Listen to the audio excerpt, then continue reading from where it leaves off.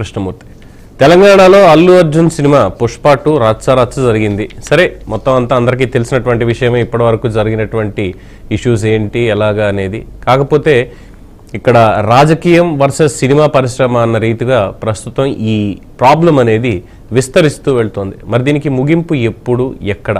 ఎందుకంటే మనం చూసాం, రేవంత్ రెడ్డి ముఖ్యమంత్రిగా అసెంబ్లీలో మాట్లాడుతూ ప్రతిపక్షాలు చేసినటువంటి అనేక ఆరోపణల్లో ఈ కాన్సెప్ట్ని కూడా తీసుకొని సినిమా ఇండస్ట్రీకి సంబంధించి మరి వాళ్ళు ఏం చేస్తున్నారో అంటూ చాలా క్లియర్ కట్గా ప్రశ్నించారు.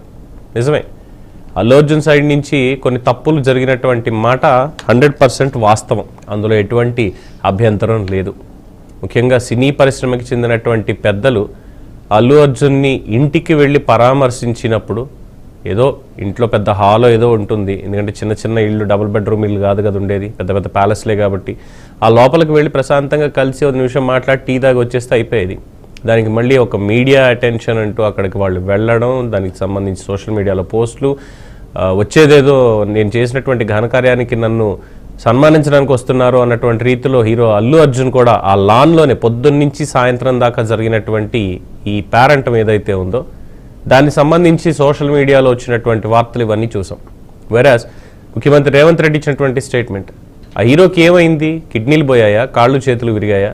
ఎందుకని సినీ పరిశ్రమకు చెందినటువంటి అంతమంది పెద్దలు అక్కడికి వెళ్ళి పరామర్శించొచ్చారు?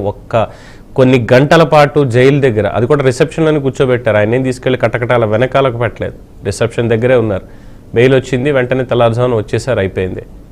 కానీ సంధ్యా థియేటర్కి సంబంధించి చేసినటువంటి వ్యాఖ్యలు ఏవైతే ఉన్నాయో వాటికి సంబంధించి, ఒక తల్లి చనిపోయింది, బిడ్డ ఇప్పటికీ విషమ పరిస్థితుల్లో హాస్పిటల్లో ఉన్నాడు, ఇందాకనే ప్రొడ్యూసర్లు 50 లక్షల చెక్ కూడా ఇచ్చారట. అంటే ఇంత రాద్ధాంతం జరిగిన తరువాత మేకర్స్కి మరి ఏమైనా వచ్చిందేమో సానుభూతి లాంటిది, అందుకని ఇవాళ 50 లక్షలు ఇచ్చారు. అంతకుముందు కోమటిరెడ్డి వెంకటరెడ్డి గారు వాళ్ళ ఫౌండేషన్ తరఫున 25 లక్షలు ఇచ్చారు. మరి అంతకుముందు అసలు హాస్పిటల్ బిల్స్ ఎవరు కడుతున్నారు ఏంటి అన్న విషయాలు వాళ్ళు కూడా ఎక్కడ బయట పెట్టాలి. అంటే పెడితే ఏమవుతుంది అనుకున్నారు ఏంటో తెలియదు.